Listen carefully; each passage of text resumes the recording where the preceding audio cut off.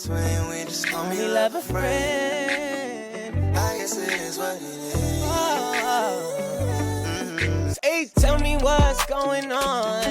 Yeah. Girl, this may not be your favorite song. Cause baby, every week you switch up. Switch. So hey y'all. We're back with another review. You don't even know what we're back with. We're back with another Power Book 3, right? Raising Kanan review. It's my accent. Raising Kanan. Power Book 3, Raising Kanan. I just said what I said. It just came out weird. You just said raising the same way I said raising. Okay. It's because we black people and we got lazy tongues. So this episode was called Stick and Move. And it opens with some corner boys out there working. All of a sudden, the cops pull up. And it's a raid. And who are the cops? None other than Rookie and Detective Howard. Shut up. So, of course, everybody dispersed. They scatter like roaches when the lights come on. Dude takes off running. Detective Howard takes off running after him in some hard bottoms and a shaft coat and a suit in a suit shirt, a dress shirt and a tie. And I'm just like, hot as hell. Sir, do you know you're in Harlem in the summertime? Or spring or whatever season this is. It don't matter what season. You're not chasing after nobody in no that shaft jacket. And no Giorgio Brutini. So, of course, old dude get away. And if you didn't notice, that's the same dude who plays, I don't know his character name, but he the babysitter at the trap house. So next we see Rockin' Symphony getting it in. They still fucking. And I thought it was the same one. I was like, Jesus Christ. Is this like paying homage to the 90s? How they used to say, we can make love to the early morning. Like from... Till the sun come up? Till the sun come up, or whatever they say. To the early morning, or whatever they used to say. Whose song was that? They say stuff like that all night long, and we can make love to the early... sun come up. And they can say early morning, too. Okay. Don't. I know my... All right, Bryson. I won't. Don't. Shoot. So, anywho, he's talking about writing a paper or getting ready to leave after they finish talking about a paper that he got to write. And she basically is like, I got a computer in the other room. You ain't got to go nowhere, dog. So he was like, I guess I'll stay. I guess I'll use your computer. After he gave his normal, little-known Black History fact. Oh, yeah. He talked about he talked about the history of concrete. So I'm trying to figure out what kind of degree is he getting? Like, what is his major? He already has a degree, but I feel like he said he was in grad school. He's in grad school for his master's degree. But I'm like, are you an architect? Like, what do you do? A mason? What the hell? Like, they don't have degrees for masons, do they? They do have degrees. In college? No, but they're called degrees. Like their levels is called degrees. Anyway, we're not going to get into that. Dude. No, but was that supposed to be a joke? It wasn't a joke. It's serious. Oh, okay. Anywho, we see Kanan bopping around the house, basically. And he walks past the room where Symphony is in there using his computer. So Kanan basically pressing him like, who are you? What are you doing in my house? And I'm like, it's obvious who he is. He's sitting here half naked at your computer chilling. Like, he belongs here. I ain't like it's your first time. Rock rolls up, and she basically like, Betty, a better question is, why you not in school? Here? Why you not where you supposed to be? So they ended up having a little exchange, and Kanan looks her in the eye, and he's like, I need more time. And that was the first time this episode that I noticed he look at her differently now. Like he knew what was like up. He know, what she did to his friend. So they go, she takes him to school, and Kanan props his foot up while they're in the car, and she sees Rest in Peace D Wiz on the side of his ones. So she offers to take him to D Wiz's mom's house so that they can pay their respect later. Kanan says the streets are saying that D-Wiz dying was retaliation for what happened with Buck. And Rock was basically telling him, like, so let him talk. And then he gave her another one of those looks like,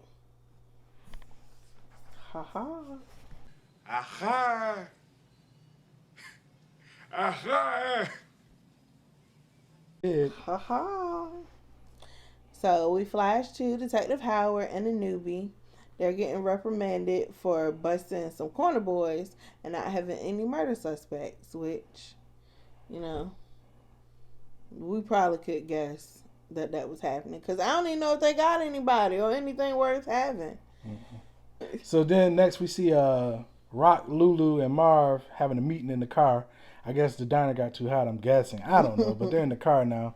And they were talking about how tight everything is right now and how it seems like the Connect is about to pull out because of all the things that's going on. And I guess the heat that's coming from Kanan or whatever the case is. So next thing you know, you see after that conversation, Rock goes to go meet up with the Connect, which happened to be at bingo. That shit was kind of weird. Yes, it was a somebody grandma church. And he turned his mama.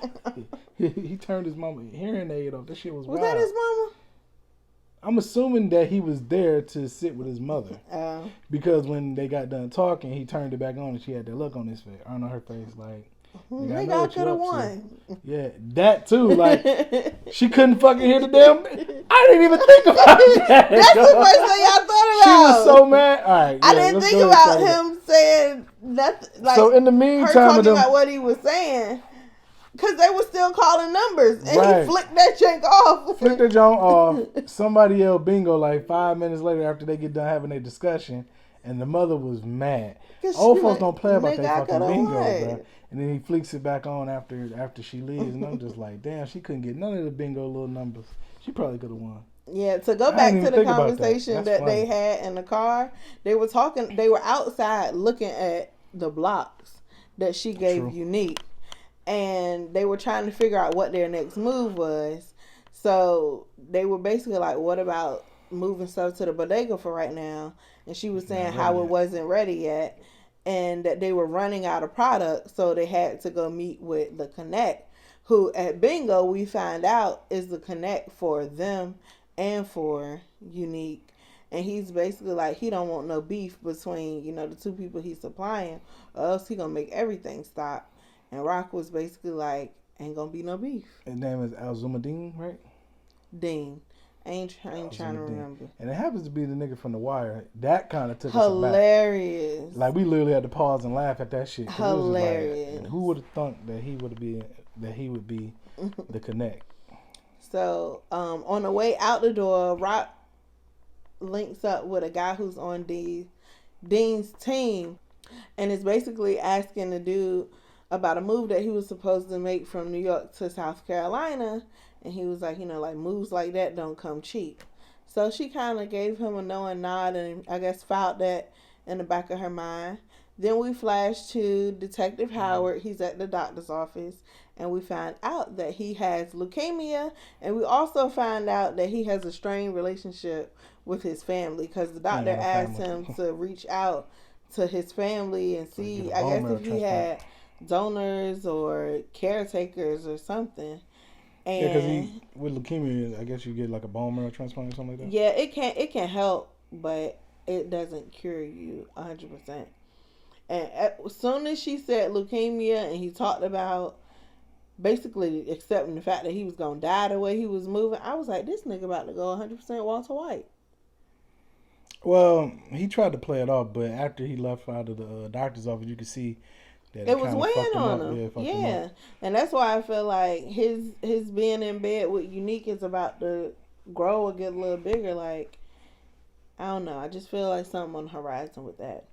He ain't got nothing to lose, no. Yeah. And then we find out that the new girl was waiting in the car with him or for him while he was in the doctor's office the whole time. Getting his diagnosis. Right. So, and we also find out that she really wanted to be a nurse and not a cop. I thought he was joking. Really? Yeah. Oh, maybe he was. I don't know. So, we see Juke and her girlfriend Nicole. They go to the mall and they see a store called Video World, and the girlfriend basically drags her into Video World to make her record a song. Soon as I saw that, you instantly got hyped. I got hyped because I actually have a video of me as a child singing at a place at our local mall that used to be popping. Kind of like Video World. You could do either lip syncing or you could sing over the track. And we did lip syncing. We did Can't Touch This. It was me, my dad, my mom, and one of my cousins. Nicole and Juke end up going in. They sing 2 occasions. And it was a very, man, Jukebox. It was awkward. It was awkward as hell because Jukebox was there like this. And then the way she got up there like went up there like Dolly fucking Parton or Celine Dion and just started she singing. Got up there like she was out to do her Easter speech. And then, right, like I'm tired of this church. And then the white girl comes up there and Celine Dion's that shit, and then Jukebox was like, "Oh no, you're not about to out sing me, young lady." And they looked into each other's eyes, and they singing 2 occasions. And I was the shit was weird because who gonna find this video? That's the whole thing.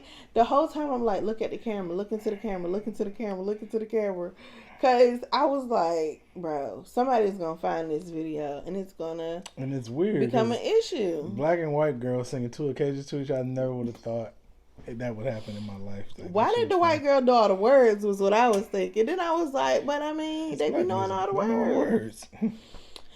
So, next we see Marvin. What? I really put his name in here as Brittany Maurice. Was putting this nigga name as Maurice. And every time I gotta switch it in my mind. So she looked at it and she was like, and I said something about Marvin. She was like, his name Marvin? I forgot. Yeah. That's how much. That's how much they don't talk. They don't call him by his name. They don't respect that man. Call him Marv. They call him Ma. That could be Maurice. Whatever. Anywho, Maurice is. We're not gonna go there. What, you got an ex named Maurice? No. Damn. Extravaganza. Oh, extravaganza. That's what I thought about. I was like, we're not gonna talk about y'all that. Watch Sisters, y'all. No, and then I just hold on. We gotta talk about it really quick because Mm-mm. we ain't gonna do no review for Sisters, but that show Stop is terrible, watching. but it's good at the same Stop time. watching. And I think I just watch it myself personally because I just want to see how much further could this shit, or how worse could this shit get. Horrible. It's getting terrible. It's horrible. Now, granted, it ain't oval terrible. That's something in itself. Anywho. And then I heard that the Have-Nots was bad the way it ended. So, Tyler Perry, what's going on with you right now, bro? Not a review for that. You're right. We're talking about Raising Cane's. Talking about some chicken. Anywho, we see Marvin go to 90s Truth, and he brings Tony a dog. Maggie, this dog don't look nothing like what her dog The type of dog that she would be into. It was a Rottweiler. But, however, white folks do love dogs. They do. So they don't give a fuck. That motherfucker is a goddamn pit bull. a pit bull poodle. Right. They don't give a damn that motherfucker got rabies or whatever. They will. Oh, look at his little furry, gushy, slobbery mouth. Tony got a dog, and Marvin got some lettuce. And I was just like, it was so funny because we looked at each other. We was like, damn, like for a dog. But I guess people out here giving it up for less. Man. Kanan is at the trap house playing video games with his babysitter, and he's asking him, "Yo, you heard anything about D Wiz?" And the sitter like, "No, I heard like he got popped because he popped Buck." And Kanan was like, "Oh, I heard the same thing. That's the same thing I heard." So then he's sitting, and happened. I don't know. Do he know what time this girl walked this baby or what? But every time he happens to look out the window, she happens to be coming down the street with that baby in the stroller. Vanna don't get no man so, walking her baby sister in the stroller. Every time you see her, she with this damn baby. The shit is crazy. And then crazy.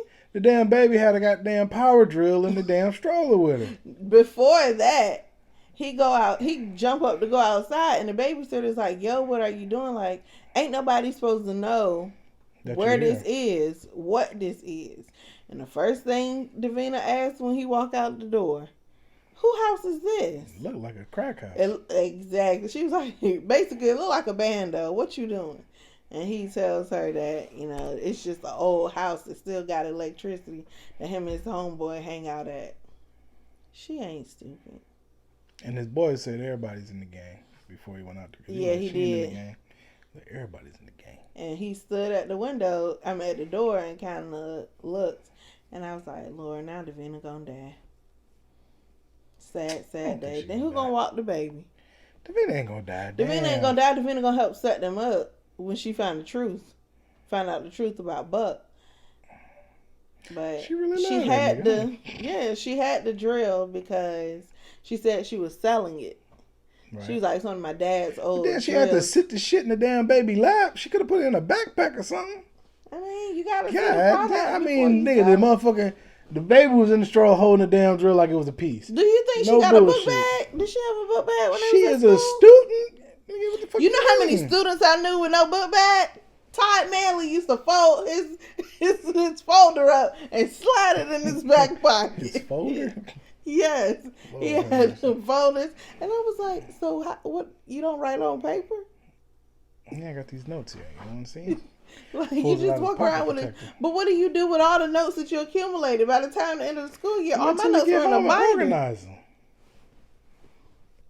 Rock meets with the same guy that she was talking to at the bingo church basement, and she exchanges money or offers to exchange money for information on where Neek re-up is going to be. So he ends up telling her, and he takes the money. So Juke gets a call from her friends, and they had a truck that was delivering Polo to a store, and they basically was going, find something that fell off the back of a truck. Basically, yeah, they waiting for them to go in and make the delivery. They leave the shit wide open, so they was about that to me was wild. Stick and move, When I saw that truck, I was like, why would both of y'all leave the truck half open with merchandise that you're supposed to be taking? It didn't make sense, business and security wise. So I was like, y'all just begging to be robbed. They robbing the truck. Juke's friend was the last one in the truck, and one of the guys end up catching him. And when he comes out, and when he jumps off the back of the truck, the dude catches his arm, but Juke's friend throws him to the ground and start beating up on him. So Juke comes back and is basically like that's enough. Don't touch her no more. But this whole time, she don't have her face mask on, and the dude is looking right at her. And I'm just like, here we go. Here goes another potential way for you to get caught. Then we see Rock meeting with detective by a harbor, and basically she's telling him this is the place and the time where Neek is gonna have his re-up. And the detective was like, why are you giving me this information? And she basically saying, because you're a detective, and I'm a good Samaritan. And then she basically walks off. And I'm just like, granted, I didn't think he was going to do anything because of the last statement that he made to him. Well, the thing is that's why they show the chief of police getting in their ass, because they got to come up with something, or they, gonna get taken off the beat. Yeah. So they got to come up with something. So he's like, well, this is it. But the hit didn't really go down the way it was supposed to, so that might have had something to do with him. No, it didn't. I don't think so. All right. Well, so, Lulu and Jessica dropped some coke off to a studio called Bulletproof Records, and there we meet Quincy, a.k.a. Crown Camacho. A.k.a. who... Diddy's son. He do look like Lou walked around because that's his son. Because that's his daddy. Yeah. I understand. I get it. He looked just like his goddamn daddy. Sorry. You good. Lou walked around the soundboard and equipment talking to the engineer like he had been there before. And then we found out that Lou Daddy was a saxophone player or some instrument player. They used to keep Lulu in the studio all the time. Yeah, be in the studio with his dad all the time. So you kind of starting to see like, He has if I other- wasn't in the streets, Yeah. this I'd probably is be doing this. what I'd be doing. This is what I'm good at. And Jessica was talking to Crown, and I thought she was flirting with him at first. I was like, this girl bold. But I think that's just how she is in nature. And she tried to plug her brother Famous for his rap talents. And then we flash to Kanan going to Marvin and Juke's house, and Marvin is looking around Juke's room. He said he's looking for a belt, but he's looking very intently for this belt. I felt like it was more He was looking for something. to the story, but I don't. He I don't might think have it just was. been doing this weekly Just or being monthly weird. snoop of all her shit to see if she out here fucking or something. I don't know. I don't know, but he said he was looking for a belt. Then I asked Kanan, "What are you even doing here? How you get a key to my house? You don't live here." Starved sir." that nigga too, by the way. That's what made me feel like he wasn't looking for a belt. He was too scared. So Kanan asked Marvin to help him make some money. In exchange, he'll put in a good word to Rock. And I'm like, he was like, she listens to me. And I'm like, he Meanwhile, don't. your ass out here being You've been babysat. right. You've been asking her for weeks now to put you in the game, to teach you whatever, and she put you in a trap house with a babysitter. What about that says she listens to you? I was so confused, but I was like, to each his own. To some degree and to some Is this level, supposed to be up there? he's gonna listen. She's gonna listen to him. It's fine. It's right there. It's fine. Oh, okay. So, you see Maurice. You see Marvin end up giving Kane a pack. And basically, Kanan was like, he basically didn't know what to do with it. He was like, I'm not trying to buy it from you. I'm trying to sell it. And he was like, stupid. I sell it to you. You sell it marked up. And then you pay me. And then you re-up. And I was like, this is This nigga the just basic don't really level. No shit. It Like just- not even. Like, what do you think you a get it certain, from? Like what the fuck you thought was happening right now? I don't know But what the he smile thought. that nigga had when he gave him that work, it was the funniest shit in the world. Like he had a smile like a little kid that got some sneakers. He was just, oh shit, oh goody. Like, I like this nigga, I man. think it was berries and cream, berries and cream. I'm a little lad who loves berries and cream. You remember that commercial? Yes. So, anywho, we flash to Rock's house, and you see Rock in Kanan's room putting laundry back, and she happens to see the obituary of D-Wiz, and she's kind of sitting on the bed looking at it, mulling over the fact that, like, to me, she was looking like, dang, it could have been my son. Dang, I hate that it had to be you, but what's done is done. And you see Juke kind of standing in the doorway. She startles her a little bit. She's like, I was waiting for you to look up, but you didn't. I didn't mean to scare you. And then Rock tells her, no worries. Like, you're always welcome in my house. She's like, how my girl doing? I ain't, we ain't have a lot of time to, talk one-on-one. And I just noticed the difference in, like, their interaction versus the difference between Marvin and Kanan, because when Marvin saw Kanan, the first thing he told him was, you don't live here. The first thing Rock pretty much told Juke That's because was, he snuck up on that nigga while he was doing something that he had no business doing. I think had it been any other way, he wouldn't have had that big of a deal with it. But as you see, I think it was just playing a duality on the auntie and the niece and the uncle and nephew. They all had their little bonding moment. It just was different how it played yeah, out. but I also feel like there's a warmness to Rock that she has for the children in their life than Marvin has. Okay. You don't like Marvin. I do like Marvin. I think he's an F up, and I'm waiting for him to F up. I'm also waiting for him to be the ops to the family. But I'm just saying, like, I don't see that happening still. Okay. It would be too easy to write that in. That would just be too cliche. But Kanan kills his son and he kills Juke. So I can definitely see him learning that kind of behavior from somebody. And the person who's most willing to give It's him gonna what be his he mother wants. that he learns that from, the coldness. I don't think so. He's realizing, especially in this episode, I don't that his think mom she is would cold. kill one of her brothers. We're gonna find out. Because We'll if the see. brother end up being the ops, then we're gonna see. That'd be a prime example of that happening. I don't know. We'll see. I'm gonna stop trying to guess. So, with Juke at Rock's house, she's basically talking to her, and you find out that Juke used to live with them, and so did Marvin. And Juke asks, can she leave some clothes at the house and she'll come back for it later? She just don't want Marvin going through her stuff. And Rock is basically like, yeah, you can leave it here, whatever. Didn't even ask what it was. Didn't care to know. Then they have a cute little exchange about both of them having like a significant other in their life, or a person that they crushing on in their life. And Juke asks Rock to keep it a secret. On the next scene, we see Rock with Symphony, and they're basically just having sex again, laying on the floor, and they pretty much define their relationship.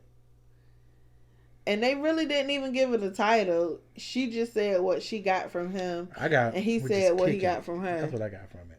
But she was more so just like, they explained to each other the reason why they liked each other and the reason why they chose each other. Right. She was like, you ain't trying to change me, you ain't trying to save me. And as long as you ain't trying to save me, then we good. He was like, that ain't my role, that ain't my, that's not my personality and things of that nature. So they just explained literally, why they liked each other, why they dealing with one another. And they just solidified that we kicking it, just kicking it. But they might be boyfriend, girlfriend, who knows? I don't know. I don't think they would kick it with anybody else. Yeah. Let me see your face. Rock don't strike me as the type of person who would have multiple people or something like that. So yeah, I mean, she don't let people in anyway. Yeah, well, she fell for the light skin. He got dark skin Yeah, tendencies. dark skin tendencies. Yeah, according to Marvin. So next we see Juke out in the park with her bag. Famous and Kanan, all of them are walking through, I guess, Central Park together. And Juke is trying to explain to Kanan, like, this is what you do. This is how you make a sale. And I'm just like, oh my God, this rookie.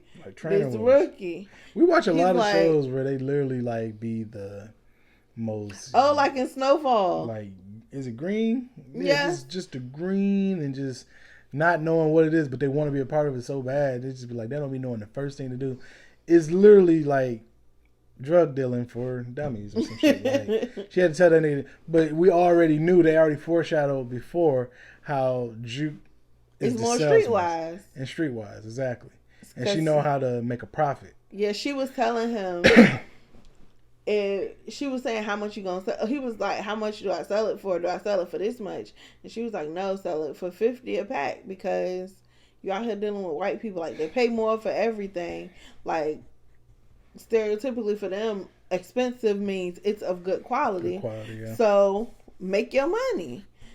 So we see him do his first sale. He trying to sell to this one guy. He didn't want it. So another dude who in passing heard him ask him about it, and he was like, how much it go for? And he was like, I guess 30.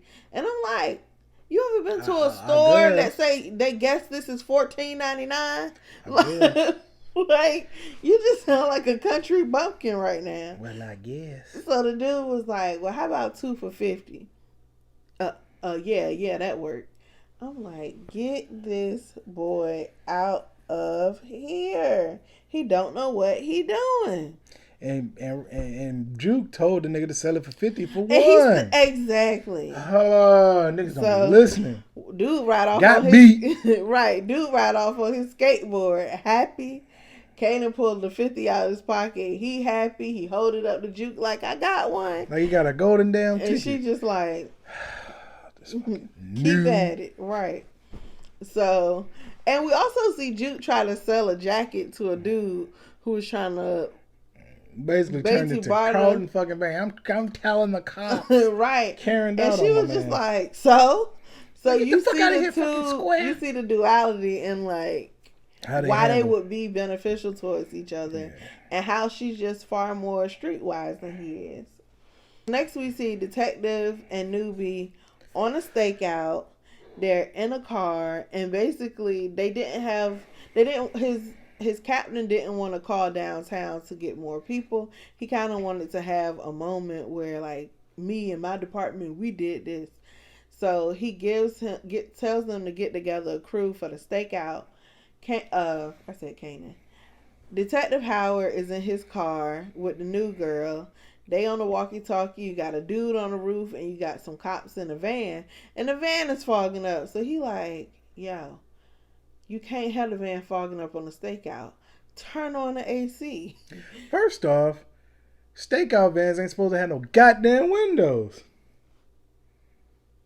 First off, and that's why.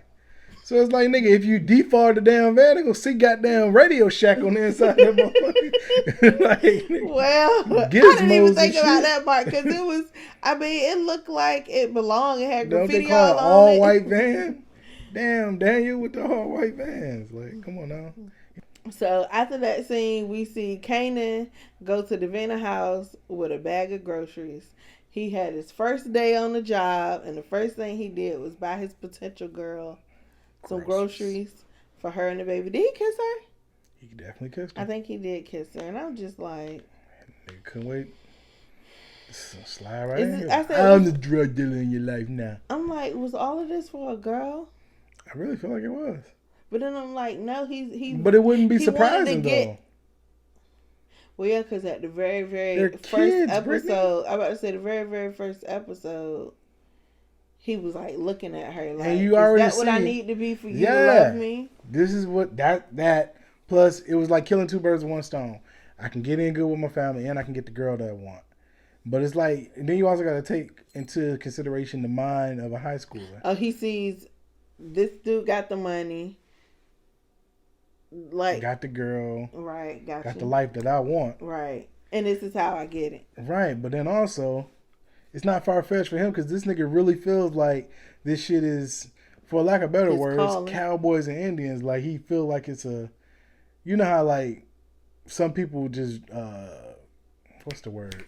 My eyes, Brian. Some people glamorize the lifestyle. Mm-hmm. So this nigga thinks that it's all bang bang. I shoot you, I take your girl, I get riches and fame, and I'm the coolest guy in school now. Right. So he feel like this is what he has to do because this is what he's glamorizing it as to be. But what he's realizing that this shit is a lot of sitting around, waiting, trying to learn, street code and learn your way up to it. It ain't all as fast as he thought it was I don't think gonna he be. realizing that he ready to get to the Yeah, he part, think so that he it's trying supposed to be just shootouts and right. fucking and drug heists his and mom is deals trying and to shit. explain to him It's a lot more than this. You know what I'm Right, saying? And right. that's what I'm saying. So him even getting a girl, he felt like he had to do all that just to get a girl when all he probably had to do was just fucking ask her out. No, he won't gonna ask her out if $150 was still out there. Well, nigga didn't have to. I mean, maybe he did have to kill the nigga, but people cheat all the time. He probably could have. We'll never know. He could have found another angle. He could have found another angle, exactly. And she already talked to him and liked him. Yeah. You know what I'm saying? So it could have happened. Shit. Yeah. But this nigga felt he had to do it street justice and he just glamorizes the shit. And this is just stupid for real. But it's letting you know how fucking young-minded he is right now. He got a lot of growing up to do. Yeah. So we flash back to the cops at the stakeout. The deal goes down. A dude is in the corner peeing, and he kind of looking over his shoulder, glancing back and forth, and he noticed a shadow in the car. Now that the windows are more clear, and he kind of looked, and he's like, 5-0. And everything shuts Just down. went left. And they jump in the car. A dude runs off. We end up in a high-speed chase, and bam, a car accident. I don't think there were any survivors in the crash because of the way Detective Howard looked, but there might be. Then I was like, maybe there was nobody in the car. True. So we shall see next week, hopefully. Then we see Kanan and Rock go to D-Wiz's mother house, and kind of pay their respects. Yeah, pay their respects to D-Wiz mom and for D-Wiz and ask, can we mourn together? Then we see Lou and Maurice sitting outside of Neek's Corners, and he watching after the whole bus went down with the cops, and they're like, yo, it's dry out here. And it basically ends with Lou and Marvin pulling off down the street while Neek is driving in the opposite direction. They mean mug each other at the crosswalk. I mean, when their cars cross each other. And basically, it was a knowing look like, this ain't over. This is just the beginning of some stuff. And then we see Rock consoling D-Wiz's mother while she cries. Kanan cries. Rock is not really even crying. So she's like rubbing D-Wiz's mom, and she holds Kanan's hand and kisses hand. And Kanan is looking at her like, I can't believe you really on some Bishop stuff. You done killed this dude. Now you in his mama face. Hold on, Brittany. So you gonna watch Juice today? I have been seeing Juice. But I watched Juice yesterday. Let's be clear. You didn't watch Juice enough to the point where you could reference it. No, I could. Because I've seen Juice like 6 or 7 times. 6 or 7 times? Yes, bro. I remember the first time we watched it together, you made it seem like it was a movie that you watched pieces of, but you never watched the whole thing. No. Okay. That wasn't that movie. So what movie were we talking about where you watched pieces, but you ain't never watched the whole thing? I think we were talking about New Jack City. Okay. When we watched New Jack City that time. Okay. That might have been New Jack City. Because I was like, I had never seen, like, I knew enough to know Pookie. I could have sworn you told me you never watched Ice-T. Juice before until we watched it personally, but... I had seen Juice, but basically she did the same thing. You definitely did the Bishop on, She came to went to the funeral like, I'm so sorry that this happened, Miss Turner. Is there anything that I could do? Just we were like brothers. We were like brothers. More like blood brothers, really. Like, or we were like family, and then he was like more like brothers. If there's anything that I can do, and then he holds the mom, then looks at Q. Just evil, bro. That movie really just like be like, damn, was Tupac really kind of like on some, like, was he acting or was he like being this? The shit was being crazy. himself. Yeah. But yeah, she rubbing the mama's shoulders, Rock rubbing the mama's shoulders, looking at Kanan, and Kanan is sitting there befuddled, like, bro, you really in this lady face? You really playing in her face right now? And then Rock gave him a look like, yeah, nigga, and I do it again. I love how they never talk about it, but they both know, and it's like he's not disrespectful to the point where he's just gonna come out and ask. Mm-hmm. And she doesn't care enough that she feels like she has to explain anything to him. So they both are at, it's like they at a standstill. They at a stalemate. Mm-hmm. And he not going to say nothing, and neither is she. And they're going to continue to play this game until one of them breaks. And I think he's going to break before she does. Most definitely. So how do you feel about the episode overall? A lot of shit happened in this episode. It was a lot. They packed that jank in like an episode of The Shy. For the shit that happened. No, we did, because I went bar from bar. You did go bar for bar, but I felt like we had more notes last time, but we were just hit. We just had to get it. I felt like it was more action last time. This time, this shit was like an episode of Shy, though, because a lot of shit happens in episodes of Shy. Very good episode, y'all. Very good. Of course, we love Power. Can't wait for next week. We'll see you back here on the same back channel. Don't forget to like, comment, and subscribe. Later, y'all. Next week.